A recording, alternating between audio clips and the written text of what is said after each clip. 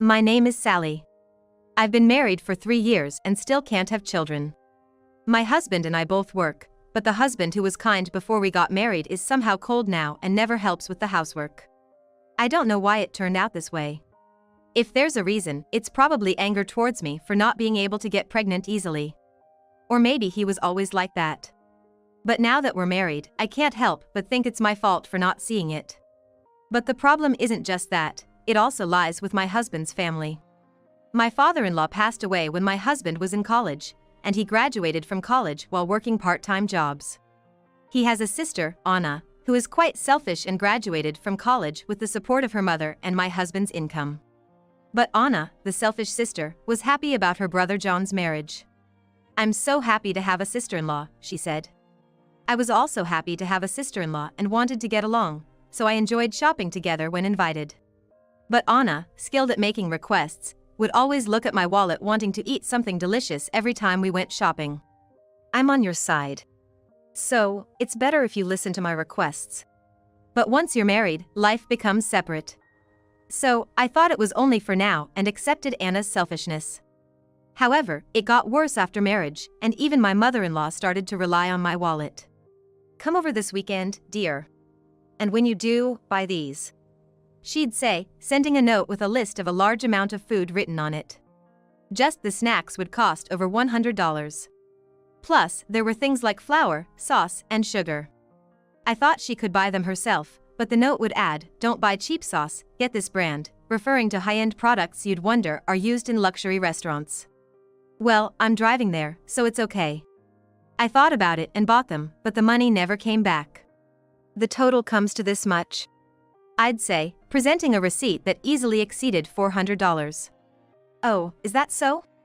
She'd glance at the receipt, crumple it up, and throw it in the trash. It was clear she had no intention of paying. Moreover, when I go to my in-laws, both my mother-in-law and Anna wouldn't move from their seats. "It's about time for lunch, Sally. Is pasta okay?" Thinking I'd get something made for me, I replied yes, but then Anna would start complaining. "I want fried chicken." Then my husband would say, "I want rice." So, pasta, chicken and rice, okay. "You better start cooking soon or it won't be ready for lunch." "Wait, am I supposed to make all of that?" "Of course, you are. You're the daughter-in-law, after all. Once you're done with lunch, please clean up. The kitchen is especially dirty, so make sure it's clean. It's hard to keep up with cleaning when you're working, you know. What would you like for dinner?" "I'll think about it, so start early, please." In the end, I had to prepare 3 different menus, and even after being exhausted, there was still the kitchen to clean. Without being allowed to sit down, it was cleaning the whole house next. And before that was even finished, the menu for dinner was written on a note, stating tonight, it's this. And again, it was a large amount. It was like preparing for a restaurant with so many dishes listed. Naturally, if ingredients were missing, I had to go out and buy them, and from shopping to finishing cooking, it took hours. This became a weekly ordeal, and going to my in-laws became a pain. This is ridiculous, I don't feel rested on my days off. It was too much for me, so I talked to my husband about it. His response was, "Isn't that just how being a daughter-in-law is?" "But they don't even pay me back for what I buy?" "It's fine, isn't it? You work, after all." "Then, you should share the burden." "Why should I be the one to pay? I'm the one providing for this household, aren't I? Because of me, you can live here too. Can't you just put up with my mom and sister's whims?" But when I compare the household expenses my husband claims he's covering to what I'm spending on his family, it's clear I'm paying way more. No matter what I say, my husband just shrugs it off, and then goes and tattles to his family. Dripping with sarcasm. "Well, I never have. How dare you say such things? And you can't even have kids." "Really, you're the worst. We were kind enough to approve of this marriage, and you complain about a little shopping? If you have complaints, maybe you should try having a child first." "How could you?" "A woman's worth is in childbirth. A wife who can't have kids has no right to talk back." And from there, it only got worse, to the point I was being summoned even on weekdays. Then one day, I got a call from an unknown number. Who could this be? Picking up, I heard a woman's voice I didn't recognize. "I'm John's girlfriend. I'm pregnant, so please divorce him." Excuse me? What? John didn't tell you? Well, I suppose he wouldn't. You can't get pregnant, right? It's been 3 years. You're essentially pointless, so just divorce him. I'm going to be his wife. Who are you? I told you, I'm John's girlfriend. No, I mean your name. Emily. I'm much younger than you, just 25.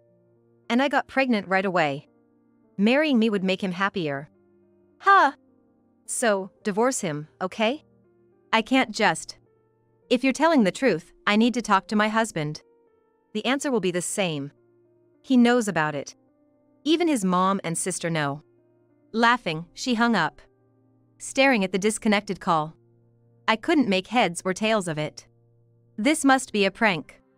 There's no way John would cheat. And have a child? That's unbelievable. It's just a cruel joke.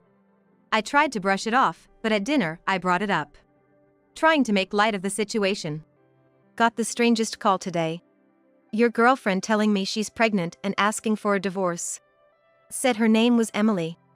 Must be someone's idea of a bad joke. But my husband's response was far from expected. His smile faded, and he looked serious. This isn't a joke. Nope. What do you mean? Emily is my lover. And yes, she's pregnant. I was going to tell you. Trouble is, she couldn't wait. He almost seemed happy about it. That's a lie, right? No lie. She's pregnant. I'm going to be a father this fall. I was speechless. I was convinced it was just a prank. I thought if I told my husband, he'd just laugh it off as a bad joke. But he confirmed everything. So, we should get a divorce. How can you say that so suddenly? It's simple. I have another woman, and she's pregnant. Staying with a woman who can't bear children isn't something I can do. I married you to become a father. I just can't give you an answer so quickly. Why not? I have a girlfriend who's pregnant. It's only natural that we get a divorce, isn't it? I need time to think. There's nothing to think about. Despite his words, I couldn't eat. I left the table and went straight to bed. The next day was my day off. But I couldn't shake off what had happened. Then my phone rang. It was my mother-in-law, demanding I come over. Reluctantly, I went, expecting the usual list of demands, but today there was none. For the first time since getting married, I don't have to shop for them. The atmosphere at my in-laws' house felt different. Sit down here, my mother-in-law demanded, with a stern face, while my sister-in-law smirked beside her. What could they possibly want from me now? I wished they'd just leave me alone. Then my mother-in-law spoke up. So, I hear John has a mistress. It seems so. And she's pregnant. Yes. You knew, didn't you? Emily said you and Anna were aware. Yes, I knew about his mistress. But it's your fault, so you can't complain, can you? Me, the bad one? Yeah. It's widely believed that if a husband cheats, it's the wife's fault. You haven't fulfilled your duties as a wife. My duties? What exactly are these duties? I've kept up with the housework and taken care of every weekend chore at my parents' house. I've done everything my husband has asked without complaining, no matter how exhausted I was. What have I done to deserve this? Yes, you were supposed to get pregnant. Isn't that the most important thing for a wife? Since you couldn't do that, it's no wonder he found someone else. That's harsh. That's a terrible thing to say. It's not like I don't want children. But it's not happening, so what can I do? It's as if his mistress got pregnant in your place. Right. To be married and not able to have kids. It's like you're finished as a woman. Poor John. And yet, when John proposed divorce, you refused to accept it. So, he told his mom about yesterday to get her on his side. With a child on the way, divorce is only logical. No matter how much you love John, you should part ways. Exactly. Since you're the one who can't have children, it's your fault. I don't care who becomes my sister-in-law. But a baby would make things interesting. Better than not having one. But, it's all so sudden. What are you worried about? Finances? You work too, so there's no need to worry. Don't destroy his happiness over such trivial matters. No, I'm not thinking about that. I just can't sort out my feelings. You can sort that out after the divorce. Just hurry up and leave. The other woman wants to get married quickly. Naturally, she's pregnant. She wants to reassure the baby it's okay to come into the world. That's what being a mother is all about. Would you even understand, not having children yourself? This is why women who can't get pregnant are considered half-complete. If you really don't want to divorce, I suppose we could keep you as a housekeeper. Not at John's place, of course. His new wife wouldn't like that. You can stay here and work as a housekeeper. That's a brilliant idea. Having a free housekeeper would certainly make things easier for us. They laughed, clearly mocking me. After that, they freely expressed their desire for me to divorce, relentlessly for 3 hours, until I was mentally exhausted when I finally got home. But what awaited me was even worse. It was John in a passionate embrace with his visibly pregnant mistress, Emily. Despite noticing my return, Emily glanced at me but didn't stop their actions. Instead, she laughed triumphantly. It felt like she was saying, "Now you'll definitely sign the divorce papers," with her laughter. John too, as if showing off how much he loves her and not me. Unable to bear it, I retreated to the bedroom, covering myself with the blanket to block out all sounds. What was I even to him?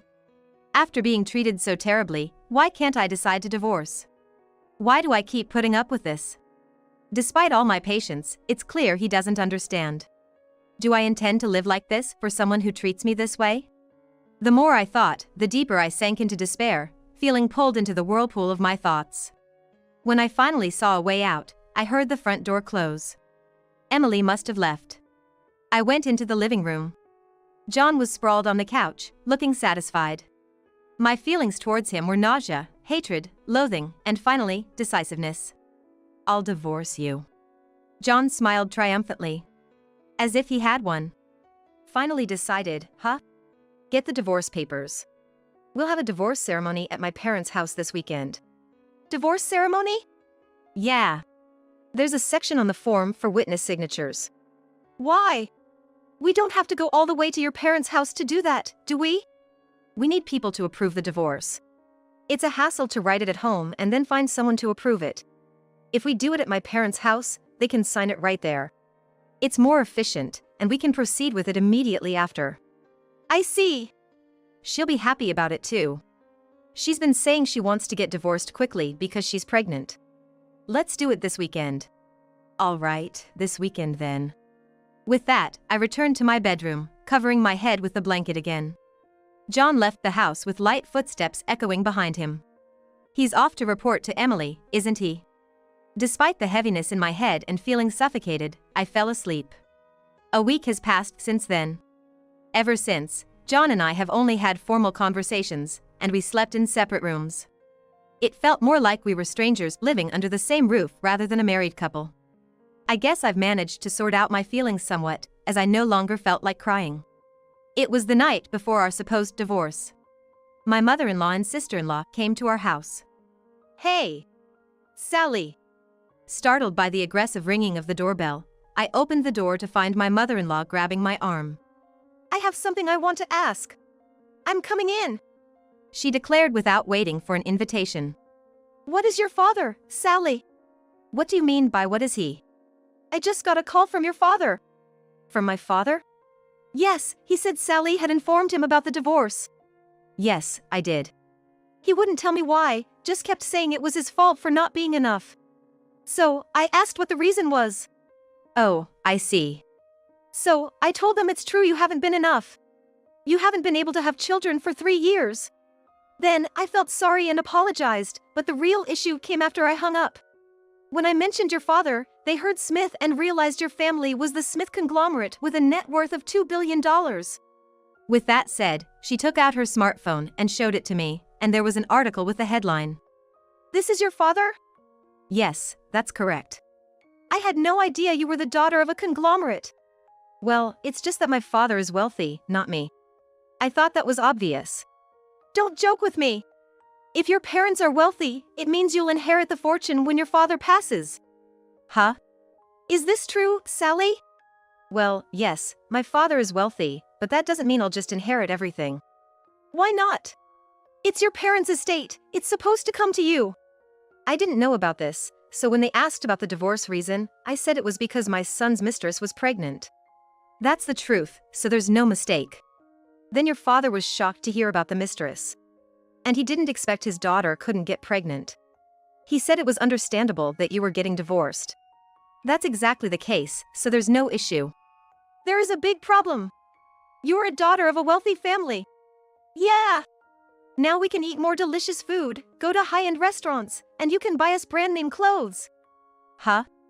I've always wanted a designer bag and jewelry. Right, with all that money, there's no need for a modest life. You're marrying into millions. We should build a new house. Living in this small place doesn't make sense. We should have a bigger house. What do you mean? No divorce. Why not? Because you're the daughter of a wealthy family. Huh? In front of me, completely confused, my mother-in-law began to plead. Forget the divorce, please. Huh? Yeah, no divorce. Even my husband and sister-in-law began to beg, saying the divorce is off. Letting go of such a great catch? No way. The divorce is off. You two have to stay married. I refuse. Why? Just when I've finally sorted out my feelings, ready for the divorce tomorrow, why would I call it off now that you know about the money? Especially when Emily is pregnant. What are you planning to do about her and the baby? We can just build a big house and live there all together. Yeah, if Sally just continues to be the housekeeper, there's no problem. Fury started building inside me towards this family who only thought about money. After everything they've done, they now want to cancel the divorce, thinking such selfishness would work. I pulled out the divorce papers from a drawer and spread them on the table. My name was already written on them. Seeing this, the three of them stiffened but then quickly started to deny it. We can just pretend this never happened. We don't need this. I really love Sally. I only thought I had to marry because Emily was pregnant. So Emily can just be a mistress, and we can continue as husband and wife. There's no need for a divorce. Yes, getting divorced after marrying is a bad move. Once you're married, you're supposed to stay together for life. You shouldn't just get divorced so easily. I've always liked you. So, let's get along from now on. I want so many things. Let's go shopping together again, okay? What are they even talking about? This isn't just brazen. Being able to mock someone to this extent might be a talent in its own right. But the past of being dictated to and enduring this family can't just be erased. I've endured for the sake of keeping the family together, but I don't need to endure anymore. I will get divorced. I've endured being a wife since we got married, but I'm fed up. Being pushed towards divorce because the mistress got pregnant, and just when I've sorted out my feelings, you change your tune because of money. I don't want to be even legally related to such people. What are you talking about? We're not getting divorced. Divorce requires mutual consent. Adultery is a valid reason for divorce. If necessary, we can go to court. I can hire a competent lawyer. Can you afford one better than mine? That's... So, the divorce is definite. I'll also demand alimony for the adultery. We don't have that kind of money. It doesn't matter if you have the money or not. I come from a wealthy family. You've committed adultery and pushed me towards divorce. I wish you had told me earlier you were the daughter of a tycoon. Then none of this would have happened. You wanted children, didn't you? Even if I had money, that wouldn't have changed the fact I couldn't give you children. You would have found a mistress anyway. If you had access to more money, maybe you'd have even more mistresses? That's not true. Is that so? No, I'm not saying I want to stop the divorce because of the money. Listen, I love you. I just happen to have a mistress, but my heart only sees you. And what if I said I wouldn't inherit any fortune after my father dies? That's unthinkable. Inheritance automatically comes, doesn't it? There's something called renouncing inheritance. No way I'd allow that. If you renounce the inheritance, you lose all your value. So, it's all about the money, then? Of course. Please discuss this with my lawyer from now on. Also, just so you know, your mistress's family is in deep debt. They plan to have you shoulder it once you're married.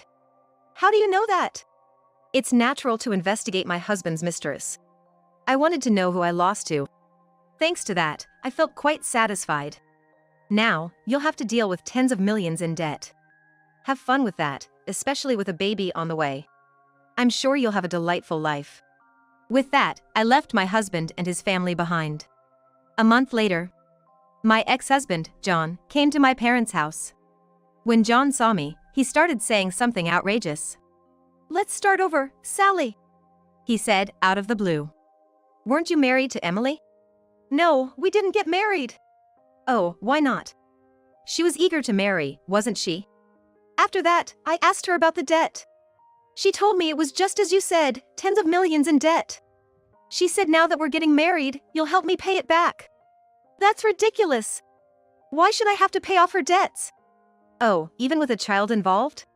That won't fly, will it?" "No, I'm not going to marry just to be saddled with her debts. Besides, remarrying you would be much better." "But that would trouble her, wouldn't it?"